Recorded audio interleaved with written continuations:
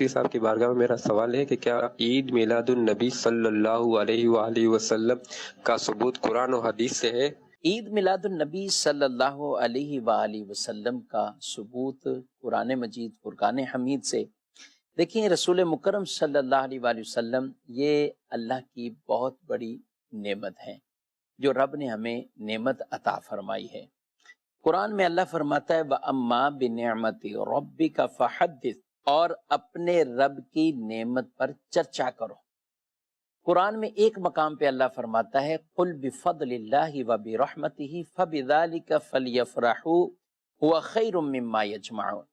اے محبوب، ان سے فرما دیں کہ اللہ کے فضل اور اس کی رحمت پر چاہیے کہ وہ خوشی منائیں، اور یہ جو کچھ جمع کرتے ہیں یہ عمل اس سے بہتر ہے، یعنی اس میں خرچ کرنا یہ بھی اس سے بہتر ہے جو یہ جمع کر کے رکھتے ہیں۔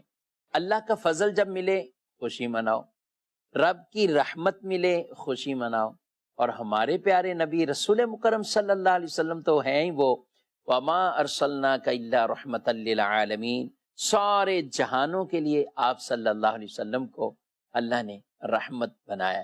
تو یہ اللہ کی رحمت بھی ہیں، اللہ کے فضل بھی ہیں، اور ہم اس بات پر خوشی کا اظہار کرتے ہیں کہ رب عز و جل نے ہمیں ان کی امت میں پیدا فرمایا ہے، امتی بننے کا ہمیں شرف عطا فرمایا ہے۔ خود ہمارے پیارے نبی صلی اللہ علیہ وسلم ہر پیر کو روزہ رکھتے، مسلم شریف کی حدیث سے پاک ہے آپ روزہ رکھتے، تو آپ سے جب عرض کی گئی کہ آپ کیوں روزہ رکھتے ہیں تو یہی ارشاد فرمایا اس میں میری پیدائش ہوئی ہے، میری ولادت ہوئی ہے۔